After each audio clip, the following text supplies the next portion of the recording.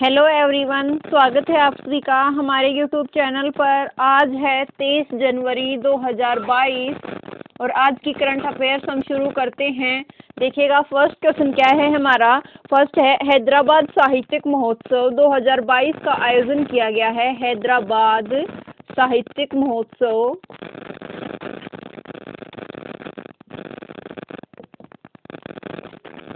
2022 का आयोजन किया गया है। तो ये जो महोत्सव है ये कब स्टार्ट किया गया था? तो हैदराबाद साहित्यिक महोत्सव स्टार्ट किया गया था 2010 के अंदर। और अब की बार इसका कौन सा एडिशन बनाया गया है? तो 12वां एडिशन अब की बार इसका आयोजन किया गया है। उसके बाद देखिएगा कि इसके अंदर जो अतिथि राष्ट्र है वो कौन सा है? तो इसके अंदर अतिथि राष्ट्र है यूके। और उसमें यूके की जो पीएम है यूके के वो कौन है? बोरिस जॉनसन यहाँ के पीएम है। और यहाँ की कैपिटल, यूके की कैपिटल क्या है? तो लंदन यूके की कैपिटल है। उसके बाद देखिएगा कि वो फोकस जो लैंग्वेज है इस महोत्सव के अंदर वो कौन सी है? Focus language. तो जो पंजाबी है वो यहाँ की फोकस लैंग्वेज है। ठीक है। फिर देखिएगा कि जो फ्रांस और यूके है, फ्रांस और यूके के बीच कौन सा चैनल है? तो फ्रांस और यूके के बीच है इंग्लिश चैनल। और इस इंग्लिश चैनल को तैरकर पार करने वाली फर्स्ट इंडियन वुमेन कौन है? तो वो है आरती साहा। और फर्स्ट इंडियन मैन कौन है? तो वो है मिहिर सेन। ठीक है। उसके बाद देखिएगा कि जो ये हैदराबाद है ये किसकी कैपिटल है? तो तेलंगाना की कैपिटल है हैदराबाद। और कौन सी नदी के किनारे है? तो हैदराबाद है मूसी नदी के किनारे।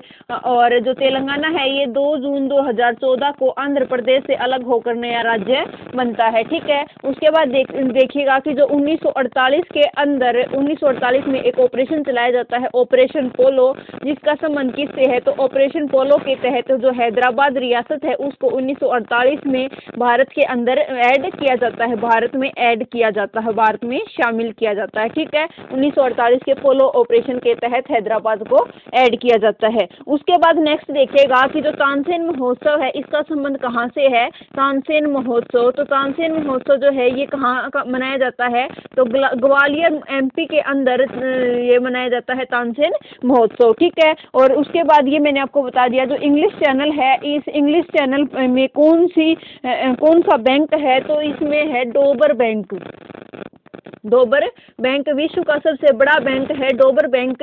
और ये पैसों का बैंक नहीं है, ये है मछलियों का बैंक है डोबर बैंक। और ये कहाँ पर है? तो इंग्लिश चैनल के अंदर है। और इंग्लिश चैनल किन 2 देशों के बीच है? तो फ्रांस और यूके। और यूके के अंदर भी कहें तो मेन यहाँ पर पड़ता है इंग्लैंड। ठीक है। और जो यूके के अंदर ही है ग्लासगो, जो कोप 26 है इसका आयोजन कहाँ पर किया गया है? तो ग्लासगो स्कॉटलैंड के अंदर कोप 26 का आयोजन किया गया है, जो कहाँ है? यूके के ही पार्ट है। यूके के अंदर 4 आते हैं। ठीक है।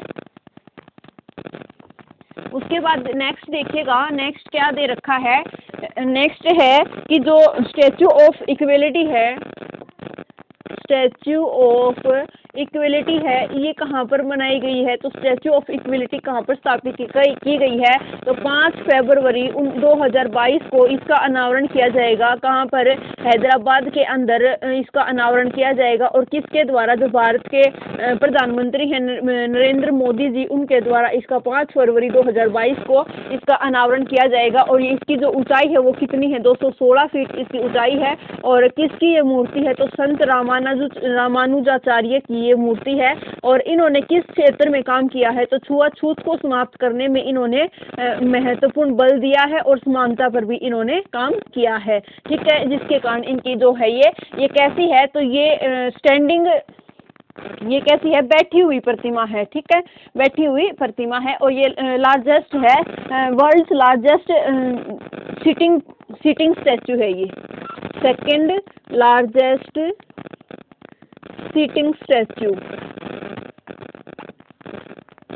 अब बात आती है कि जो सेकंड लार्जेस्ट सिटिंग स्टैचू है ये स्टैचू ऑफ इक्वलिटी। और उसके बाद फर्स्ट लार्जेस्ट जो सिटिंग स्टैचू है ये कहाँ पर है? तो ये है थाईलैंड के अंदर। जो किसकी प्रतिमा है? तो जो भगवान बुद्ध हैं उनकी प्रतिमा है ये थाईलैंड के अंदर। ये फर्स्ट लार्जेस्ट सिटिंग स्टैचू है थाईलैंड के अंदर। और सेकंड कहाँ पर है? स्टैचू ऑफ इक्वलिटी हैदराबाद के अंदर, जिसका 5 फरवरी 2022 को अनावरण किया जाएगा। ठीक है। उसके बाद देखते हैं कि स्टैचू ऑफ पीस कहाँ पर है? स्टैचू ऑफ पीस कहाँ कहाँ पर है, तो ये है पाली राजस्थान के अंदर है स्टैच्यू ऑफ पीस। और स्टैच्यू ऑफ यूनिटी कहाँ पर है, तो स्टैच्यू ऑफ यूनिटी है केवड़िया गुजरात के अंदर, केवड़िया गुजरात में। और केवड़िया के अंदर ही एक साधु बेट द्वीप है, तो साधु बेट द्वीप पर कौन सी स्टैच्यू ऑफ यूनिटी बनाई गई है। और ये किससे रिलेटेड है, सरदार वल्लभ भाई पटेल से रिलेटेड है। और केवड़िया रेलवे स्टेशन का नाम चेंज करके किसके नाम पर कर दिया गया है, इसका सरदार वल्लभ भाई पटेल के नाम पर इसका नाम कर दिया गया है। एकता नगर रेलवे स्टेशन,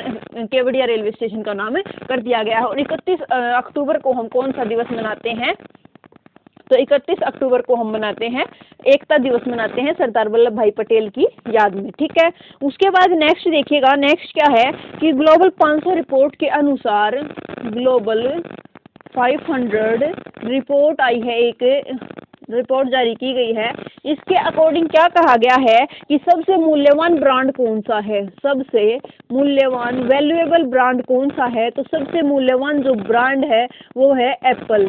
ठीक है, ये सबसे मूल्यवान ब्रांड है जो एप्पल है। इसके सीईओ कौन है, तो एप्पल के सीईओ हैं टिम कुक, एप्पल के सीईओ हैं। उसके बाद देखिएगा कि जो अमेजोन है इसमें फर्स्ट नंबर पर तो है एप्पल, उसके बाद सेकंड नंबर पर कौन है, तो सेकंड पर है अमेजोन। अमेजोन के नए सीईओ कौन है, एंडी जेसी अमेजोन के नए सीईओ हैं। और जो अमेजोन है इसी ने ही एक क्या जारी किया है, इसने मिनी टीवी जारी किया है, मिनी टीवी इसने जारी किया है। और इसके तहत क्या है कि जो वीडियो क्या है, वीडियो स्ट्रीमिंग सर्विस है, वीडियो स्ट्रीमिंग सर्विस ये इसने लॉन्च की है, जिसको क्या नाम दिया गया है, मिनी टीवी। ठीक है, और क्या है कि जो अमेजोन है इसी ने ये गुजरात में अपना फर्स्ट डिजिटल केंद्र, भारत का पहला अमेजोन का भारत का पहला कहाँ पर जो डिजिटल केंद्र है ये कहाँ पर स्थापित किया है, डिजिटल केंद्र इसने कहाँ पर स्थापित किया है, तो ये किया है गुजरात के अंदर।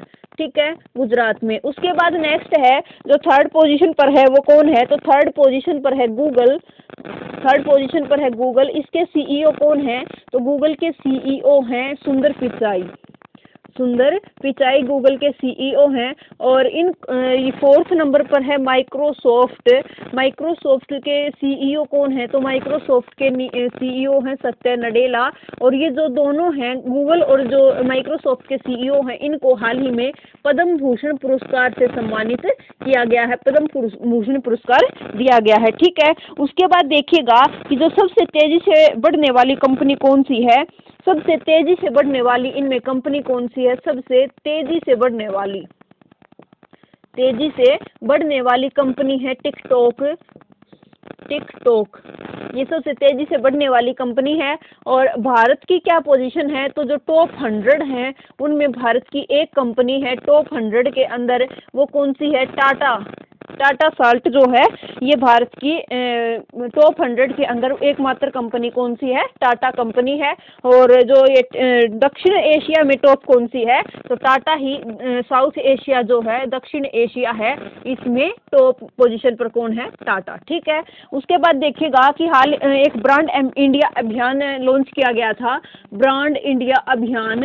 ये जो ब्रांड इंडिया अभियान चलाया गया था ये किस लिए चलाया गया था, तो जो निर्यात है, निर्यात को बढ़ावा देने के लिए कौन सा अभियान चलाया गया था, ब्रांड इंडिया अभियान चलाया गया था निर्यात को बढ़ावा देने के लिए। ठीक है, उसके बाद नेक्स्ट क्वेश्चन देखिएगा, नेक्स्ट क्या है कि जो भारतीय अनार है उसका सबसे ज्यादा निर्यात कहाँ पर किया जा रहा है, उसका सबसे देखिएगा। इसके बाद भारत है, भारतीय जो अनार है, भारतीय अनार है इसका निर्यात सबसे ज़्यादा कहाँ पर है, तो 50% निर्यात इसका किया जा रहा है भारत से बांग्लादेश में, इसका 50% जो निर्यात है ये किया जा रहा है। अब बात आती है कि बांग्लादेश के अंदर इसका निर्यात क्यों किया जा रहा है, क्योंकि जो बांग्लादेश है यहाँ पर जो परिवहन है, मतलब जो ट्रांसपोर्ट सिस्टम है वो आसान है, परिवहन आसान है यहाँ का। और यहाँ के जो आयात मापदंड हैं, जो यहाँ के बांग्लादेश के जो आयात मापदंड हैं वे भी इजी है, इसीलिए सबसे ज़्यादा जो अनार का निर्यात है ये कहाँ पर 50% जो निर्यात है ये कहाँ पर किया जा रहा है, बांग्लादेश के अंदर किया जा रहा है। ठीक है, उसके बाद देखिएगा कि जो बांग्लादेश है इसी में 20वें ढाका अंतर्राष्ट्रीय फिल्म महोत्सव का आयोजन किया गया, जिसके अंदर कौन सी फिल्म है जो बेस्ट फिल्म चुनी गई, तो कुंजांगल फिल्म बेस्ट फिल्म का इसको अवार्ड दिया गया, बेस्ट फिल्म का अवार्ड दिया गया। और ये ऑस्कर के अंदर ऑस्कर 2022 में ऑफिशियली एंट्री की कौन सी फिल्म की हुई है, तो ऑफिशियली एंट्री हुई है कुंजांगल फिल्म की। और 2 फिल्म भी ऑस्कर 2022 के लिए नामित की गई है, जय भीम और मराकर। जय भीम कौन सी तमिल फिल्म है और जो मराकर है ये मलयालम फिल्म है, इनको भी ऑस्कर 2022 के लिए नामित किया गया है। ठीक है, उसके बाद देखते हैं कि जो यहाँ के शेख मुजीबुर रहमान हैं, शेख जो जुल्फों वाली हसीना है उसके शेख मुजीबुर रहमान, ये इसके पिताजी हैं। और इनको कौन सी उपाधि दी गई है, तो इनको उपाधि दी गई है बंग बंधु की उपाधि इनको दी गई है। और 2020 गांधी शांति पुरस्कार 2020 का किसे दिया गया, तो ये इनको दिया गया शेख मुजीबुर रहमान को दिया गया।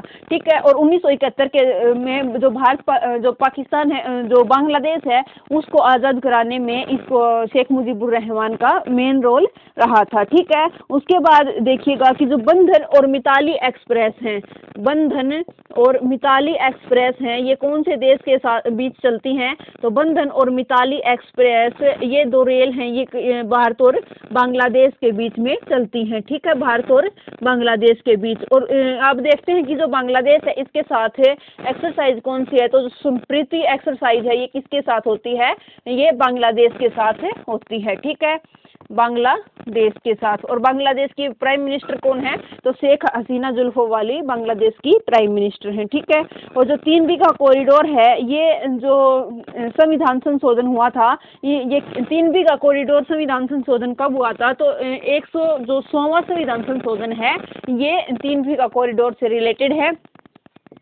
3 बीघा कॉरिडोर, ये इसके अंदर क्या किया था कि भारत ने इसमें बांग्लादेश को 3 बीघा जो जमीन है वो 3 भूखंड जो वो जमीन के बांग्लादेश को दिए थे। और ये कौन सा संविधान था, तो 100वां संविधान था 3 बीघा कॉरिडोर, जिसमें बांग्लादेश के साथ भूमि साझा की थी भारत ने। ठीक है, उसके बाद देखते हैं कि जो संविधान संशोधन है ये कौन से देश से लिया गया है, तो संविधान संशोधन हमें साउथ अफ्रीका से लिया है, साउथ अफ्रीका के संविधान से हमने लिया है ये।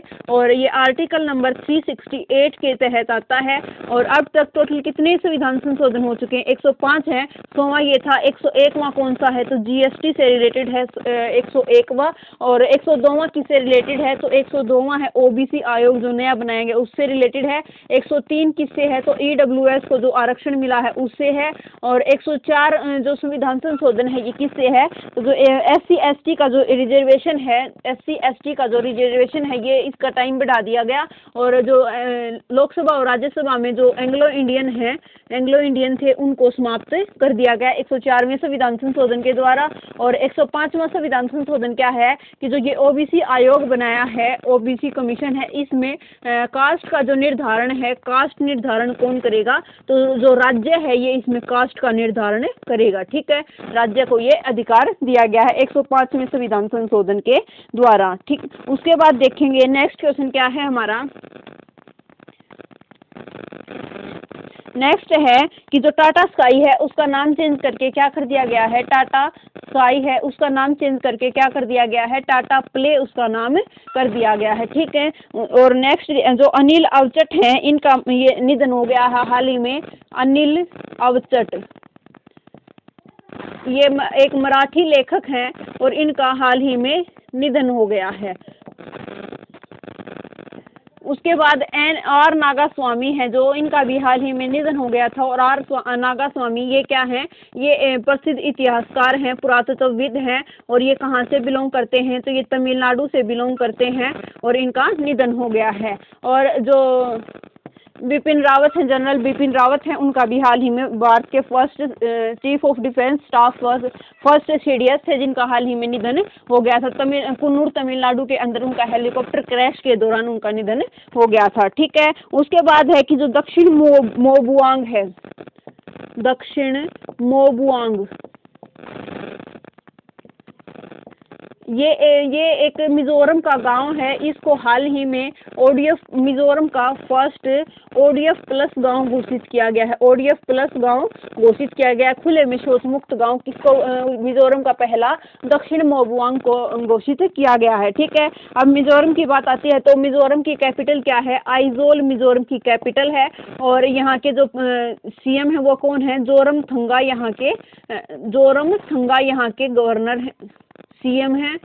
और यहाँ के गवर्नर कौन है? तो यहाँ के गवर्नर हैं के हरि बाबू।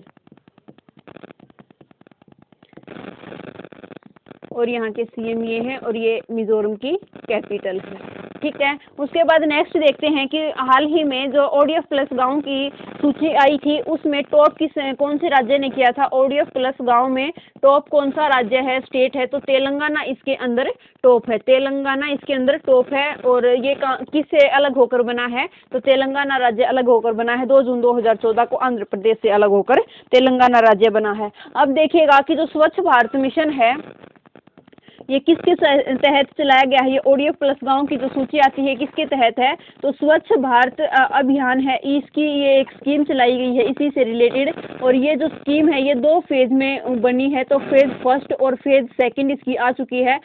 2 अक्टूबर 2014 को ये फेज 1 स्टार्ट होती है और 1 अक्टूबर 2021 को इसकी फेज सेकंड स्टार्ट होती है। ठीक है, और जो ये फेज 1 स्टार्ट होती है ये कहाँ से स्टार्ट होती है? राजघाट से, न्यू दिल्ली से ये स्टार्ट होती है। पीएम नरेंद्र मोदी के द्वारा स्टार्ट की जाती है। नेक्स्ट देखिएगा कि जो वर्ल्ड बैंक है उसने वेस्ट बंगाल स्टेट को, वर्ल्ड बैंक ने वेस्ट बंगाल इसको क्या देने का, कर्जा देने का निर्णय मंजूरी दी है। इसको 1000 करोड़ कर्ज देने को मंजूरी किसने दी है? तो वर्ल्ड बैंक ने देने की मंजूरी।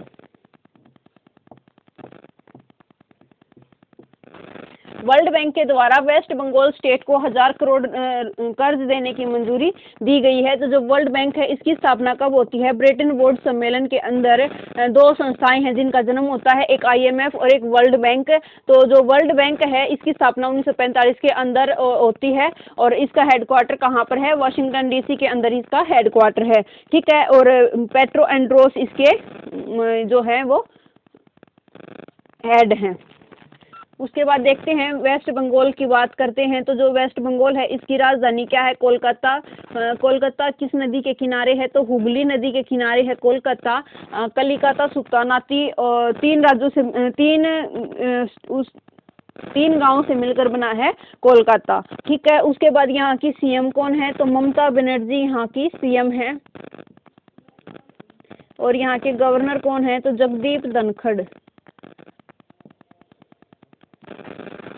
जगदीप धनखड़ यहाँ के गवर्नर हैं। और जो स्टूडेंट क्रेडिट कार्ड योजना है ये किसने स्टार्ट की है? तो वेस्ट बंगाल के द्वारा स्टार्ट की गई है।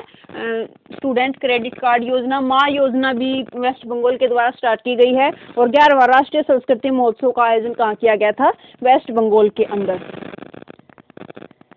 उसके बाद है कि जो गूगल है उसने भारतीय एयरटेल में $1 अरब का निवेश करने की घोषणा की है। भारतीय एयरटेल जो है इसके अंदर $1 अरब निवेश करने की घोषणा की है। $1 अरब निवेश की घोषणा किसने की है? गूगल के द्वारा की गई है।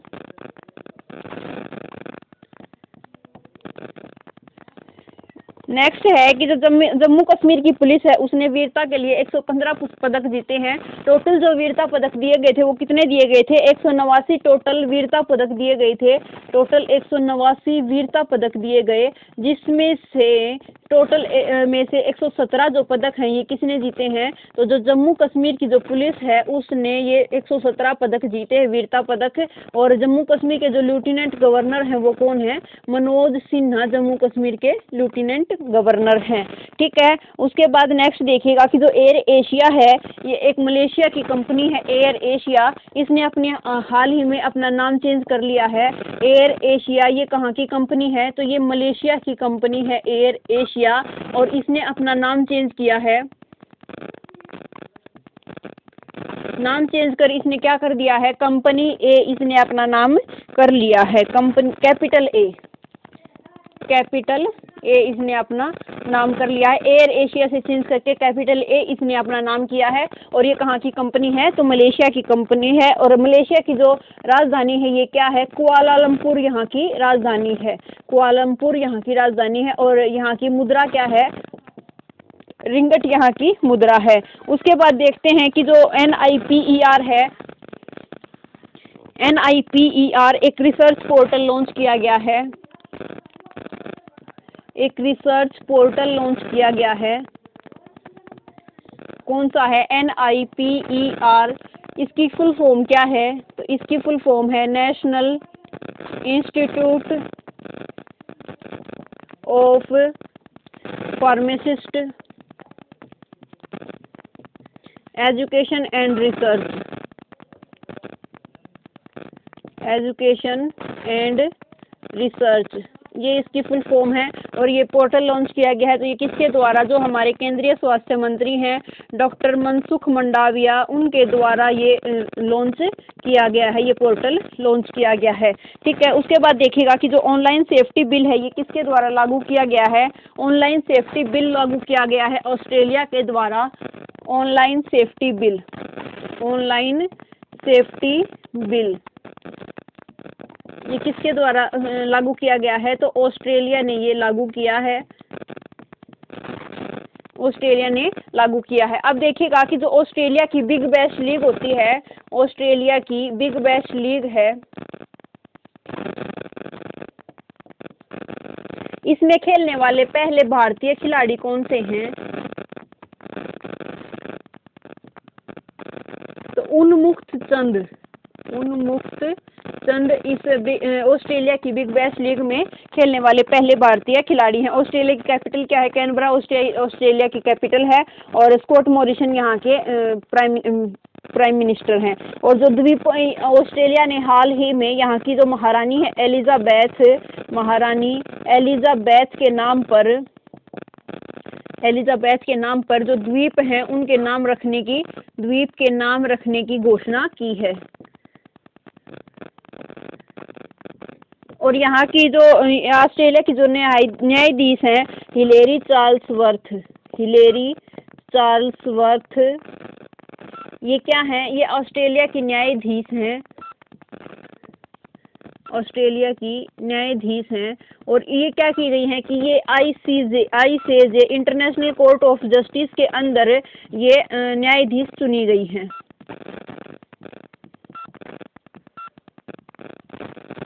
ठीक है, इतना याद रखिएगा। उसके बाद नेक्स्ट क्वेश्चन देखते हैं, नेक्स्ट क्या है,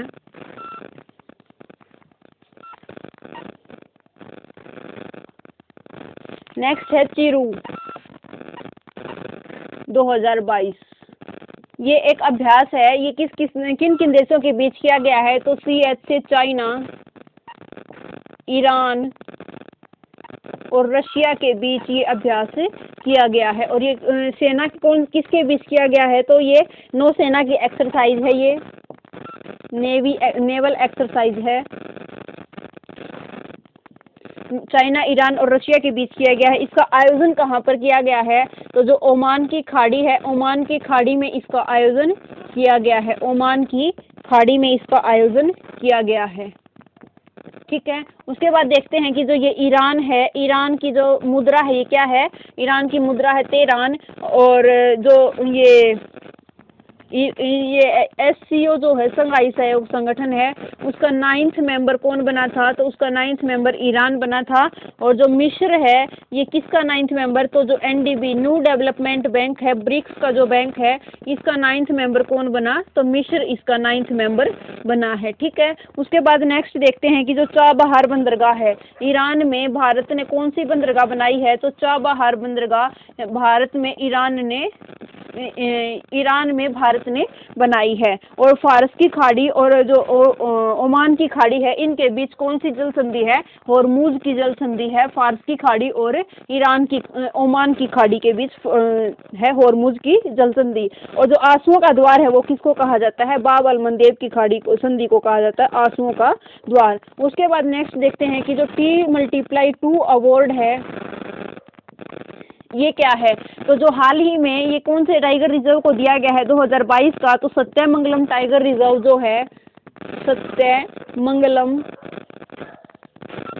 टाइगर रिजर्व, ये कहाँ का है? तमिलनाडु का ये टाइगर रिजर्व है। इसको हाल ही में कौन सा अवार्ड दिया गया है 2022 का? तो T+2 अवार्ड दिया गया है। सत्यमंगलम टाइगर रिजर्व तो तमिलनाडु को दिया गया है। और 2021 का किसको दिया गया था? तो 2021 का पीलीभीत टाइगर रिजर्व को, पीलीभीत टाइगर रिजर्व यूपी के अंदर जो है, इसको 2021 का दिया गया था। और ये कब से स्टार्ट हुआ था? तो 29 जुलाई 2010 को, 29 जुलाई 2010 को एक बैठक होती है सेंट पीटर्सबर्ग के अंदर। एक सम्मेलन होता है। जिन भी देशों के अंदर बाघ पाए जाते हैं उन इन देशों का एक सम्मेलन होता है जिसके अंदर क्या कहा जाता है कि सन 2022 तक टाइगर की जो संख्या है, इसके अंदर क्या कहा जाता है इस बैठक में कि 2022 तक टाइगर की जो संख्या है उसको डबल करना है। टाइगर की संख्या को डबल करना है, इनका उद्देश्य होता है मेन। और जो 2010 में ही सत्यमंगलम जो टाइगर रिजर्व है, इसमें टाइगर की जो संख्या है वो डबल हो गई है, इसीलिए इसको सत्यमंगलम टाइगर रिजर्व को T+2 अवार्ड दिया गया है। और 29 जुलाई को कौन सा दिवस मनाया जाता है? तो इंटरनेशनल टाइगर डे, अंतर्राष्ट्रीय बाघ दिवस कब मनाया जाता है? इंटरनेशनल टाइगर डे 29 जुलाई को मनाया जाता है। अब बात आती है कि टाइगर प्रोजेक्ट कब स्टार्ट किया जाता है? तो टाइगर प्रोजेक्ट स्टार्ट होता है 1973 के अंदर टाइगर प्रोजेक्ट स्टार्ट होता है। और टाइगर स्टेट किसको कहा जाता है? टाइगर स्टेट किसको कहा जाता है? तो एमपी को टाइगर स्टेट कहा जाता है। सबसे ज़्यादा जो टाइगर रिजर्व ये कहाँ पर है? एमपी के अंदर है टाइगर रिजर्व। उसके बाद नेक्स्ट देखिएगा कि एक राष्ट्रीय उद्यान है पन्ना टाइगर रिजर्व जो है, ये किन दो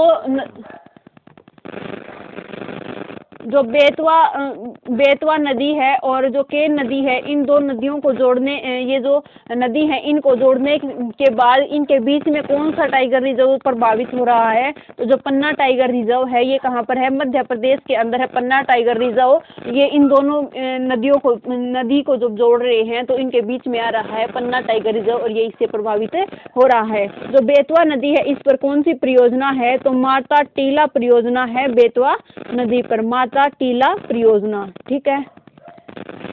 उसके बाद नेक्स्ट देखते हैं कि जो कोलर वाली थी, सुपर मॉम कोलर वाली, ये एक बाघिन थी और इसका हाल ही में इसकी मृत्यु हो गई। और कहाँ पर? पेंच टाइगर रिजर्व जो कहाँ है? एमपी के अंदर इसका निधन हो गया है। और जो सबसे पुराना भालू, मादा भालू गुलाबो, इसका भी हाल ही में निधन हो गया है। वन विहार पक्षी अभ्यारण्य के अंदर वो थी। उसके बाद नेक्स्ट है कि जो इंटरनेशनल टाइगर डे हो गया 29 जुलाई को मनाया जाता है। और जो टाइगर है इसका जो साइंटिफिक नेम है ये क्या है? पैंथेरा टाइग्रिस, पैंथेरा टाइग्रिस, ये इसका साइंटिफिक नेम है। ठीक है। नेक्स्ट चलते हैं। नेक्स्ट क्वेश्चन क्या है हमारा कि जो नवीनतम, और इसके में देखिएगा जो नवीनतम टाइगर रिजर्व है वो कौन सा? 53वां टाइगर रिजर्व है गुरु घासीदास टाइगर रिजर्व छत्तीसगढ़ के अंदर। और 52वां कौन सा है? तो ये है रामगढ़ विषधारी टाइगर रिजर्व। ठीक। नेक्स्ट देखिएगा कि जो टाटा एयरलाइंस है, टाटा एयरलाइंस, इसकी स्थापना कब होती है? तो 1932 के अंदर स्थापना होती है टाटा एयरलाइंस की। उसके बाद क्या किया जाता है? 1946 में इसका नाम चेंज कर दिया जाता है। क्या है? Air India airlines, air India airlines इसका नाम कर दिया जाता है 1946 के अंदर। लेकिन अब जनवरी 2022 में फिर से इसका नाम चेंज किया जाता है। और जो इसका 100% जो शेयर है, 100% जो इसकी इक्विटी है, मतलब शेयर है, ये किसको दे दिया जाता है? तो जो टाटा सन्स एक कंपनी है, टाटा सन्स जो कंपनी है उसकी एक सहायक कंपनी है, ये कौन सी है? तो सहायक कंपनी है Telles private limited. Telles private limited जो कंपनी है उसको इसका 100% शेयर दे दिया जाता है। कुल मिलाकर ये है कि जो ये टाटा एयरलाइंस है इसका दोबारा से जो अधिग्रहण आ गया है वो किसके पास आ गया है, टाटा के पास ही आ गया है। और ये जो डील है ये कितने करोड़ की है, तो 18,000 करोड़ की ये टोटल डील है। और इसमें इसका कारण क्या रहा है, ये ऐसा जो हुआ है इसका कारण क्या रहा है, तो जो ऋण में डूबना इसका कारण रहा है। ठीक है। और जो रतन टाटा है उनको हाल ही में कौन सा अब सम्मान दिया गया है, तो असम वैभव पुरस्कार किसको दिया गया है, ये रतन टाटा को दिया गया है। उसके बाद है कि जो IPL है, इंडियन प्रीमियर लीग है, इसका 2022 और 23 का टाइटल स्पॉन्सरशिप किसको मिला है, तो टाटा ग्रुप है इसको ही इसका 2022 और 23 का टाइटल स्पॉन्सरशिप मिला है। 2014 में इसकी 2021 में जो इसका 14वां संस्करण हुआ है उसकी स्पॉन्सरशिप किसके पास थी, वीवो के पास थी। और किसने जीता था, ये चेन्नई सुपर किंग्स ने इसको जीता था। ठीक है। और उसके बाद देखिएगा कि जो टिस्को है ये Tata and iron steel company, ये कहाँ पर है, तो जमशेदपुर झारखंड के अंदर है। और जमशेदपुर कौन सी नदी के किनारे है, तो जमशेदपुर है स्वर्ण रेखा नदी के किनारे है जमशेदपुर। ठीक है। उसके बाद नेक्स्ट देखते हैं, नेक्स्ट क्वेश्चन कौन सा है कि जो डाटा प्राइवेसी डे है ये कब मनाया जाता है, डाटा प्राइवेसी डे ये कब मनाया जाता है, 28 जनवरी को डाटा प्राइवेसी डे मनाया जाता है। और 28 जनवरी को ही लाला लाजपत राय की जयंती भी मनाई गई है, लाला लाजपत राय की जयंती मनाई जाती है। ठीक है। उसके बाद ये जो डाटा प्राइवेसी डे है इसकी थीम क्या थी, 2022 की जो इसकी थीम है, ये थीम थी 2022 की प्राइवेसी मैटर्स, प्राइवेसी मैटर्स इसकी 2022 की थीम थी कि निजता मनुष्य के आधार जो अधिकार हैं उनका अभिन्न अंग है, ये इसकी थीम थी 2022 की। उसके बाद देखते हैं कि जो निजता का अधिकार है, राइट टू प्राइवेसी, ये एक्ट जो राइट टू प्राइवेसी इससे रिलेटेड केस कौन सा है, तो इससे रिलेटेड केस है पुट्टा स्वामी केस है। इसमें क्या कहा गया है कि जो ये राइट टू प्राइवेसी है ये एक फंडामेंटल राइट है, राइट टू प्राइवेसी एक फंडामेंटल राइट है। ये कौन से केस में कहा गया है, पुट्टा स्वामी केस में कहा गया है। और कौन से आर्टिकल के तहत ये फंडामेंटल राइट है, तो आर्टिकल 21 के तहत ये एक फंडामेंटल राइट है। ये कौन से केस में, पुट्टा स्वामी केस में कहा गया है। और ये जो पुट्टा स्वामी केस है ये किससे रिलेटेड है, तो आधार कार्ड के मामले से रिलेटेड कौन सा केस है, आधार कार्ड से रिलेटेड है पुट्टा स्वामी केस। उसके बाद देखिएगा कि जो आर्टिकल 21 है ये इस कौन से संविधान संशोधन से रिलेटेड है, तो 86वां संविधान संशोधन 2002 के अंदर ये किससे रिलेटेड है, तो जो निःशुल्क शिक्षा का जो अधिकार है वो कौन से आर्टिकल में दिया गया है, निःशुल्क शिक्षा का अधिकार आर्टिकल 21A में दिया गया है। और 86वें संविधान संशोधन 2002 के अंतर्गत इसको ऐड किया गया था। ठीक है। अब बात आती है कि जो डाटा प्रोटेक्शन है उससे रिलेटेड कौन सी समिति है, डाटा प्रोटेक्शन से रिलेटेड कौन सी समिति है, तो डाटा प्रोटेक्शन से रिलेटेड समिति है BN श्रीकृष्ण समिति, BN श्रीकृष्ण समिति। BN श्रीकृष्ण समिति किससे रिलेटेड है, डाटा प्रोटेक्शन से रिलेटेड समिति है BN श्रीकृष्ण समिति। ठीक है। उसके बाद नेक्स्ट देखिएगा कि जो लोकसभा सचिवालय है ये एक इसके द्वारा एक ऐप लॉन्च किया गया है, लोकसभा सचिवालय के द्वारा,